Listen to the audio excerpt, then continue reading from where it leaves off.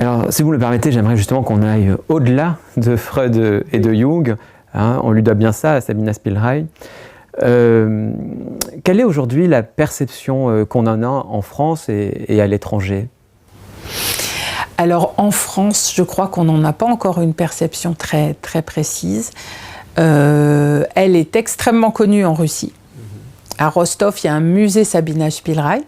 Bon, c'est pas un grand musée puisqu'il ne reste plus rien d'elle, tout a disparu, mais quand même, il y a un musée Sabina Spielrein. Et il y a une plaque aussi commémorative. Et il y a une plaque commémorative sur le monument, dans le mémorial qui a été fait pour les victimes du 11 août 1942.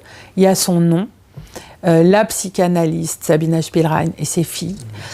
En Pologne, il y a tous les ans un colloque autour de Sabina Spielrein, par exemple, début mai, systématiquement. Elle est aussi très connue. D'ailleurs, quand on regarde les gens qui interviennent dans ce colloque, on se rend compte qu'il y a beaucoup de Sud-Américains. Elle est assez connue au Brésil, par exemple, des Américains. En France, il y a très peu. Et franchement, je ne comprends pas pourquoi. Je n'ai pas d'explication.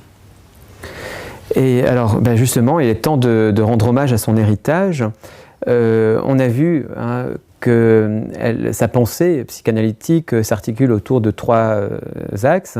La pulsion de mort, la destruction comme cause du devenir, la psychanalyse d'enfant et le rôle spécifique de la pensée féminine. Et je crois que son concept majeur, c'est l'empathie. C'est ça. Dans un de ses textes, elle explique comment la psyché masculine, c'est OK, elle se construit dans la production et dans l'action. Ça, c'était déjà avant elle. Or, la psyché féminine, on est en 1912. Ça veut dire que pour l'instant, rien n'a été fait, rien n'a été dit autour de la femme et de sa spécificité. Pour elle, c'est sa capacité à ressentir des émotions, qu'elle appelle l'empathie, et ce qui est pas... C'est pas tout à fait la définition de l'empathie, mais c'est celle qu'elle fixe à ce moment-là.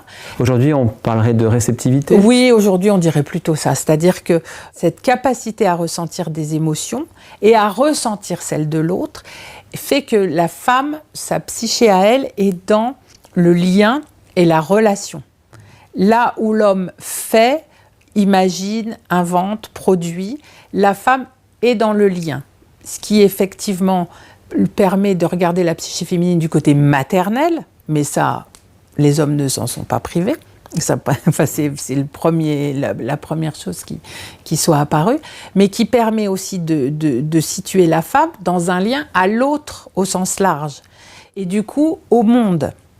C'est par son empathie et par ses émotions que la femme fait bouger le monde. Et oui, ça c'est très intéressant parce que, à vous écouter, j'entends même l'influence qu'elle a pu apporter à Carl Gustav Jung avec son concept d'anima et d'animus, donc de cette partie contrasexuelle inconsciente chez chacun des hommes et des femmes. Qu'est-ce que vous pouvez en dire ? Alors j'ai cherché beaucoup. Nulle part j'ai trouvé dans les textes de Sabina une allusion à l'animus et l'anima. Maintenant je suis d'accord avec vous. Je pense que c'est ce qu'ils ont vécu déjà tous les deux. C'est-à-dire que voilà, dans cette fusion intellectuelle qu'ils ont eue tous les deux, il y a du Jung chez Sabina et il y a du Sabina chez Jung. Et je pense que ce concept d'animus-anima, ils n'ont pas pu ne pas l'évoquer, peut-être pas sous cette forme, mais à partir du moment où elle arrive à poser comme concept l'idée que la femme, la psyché féminine est celle de l'émotionnel, il va sans dire que du coup c'est la part féminine de l'homme qui est dans son émotionnel, tout comme l'animus de la femme va être justement dans cette action et cette production, comme elle dit.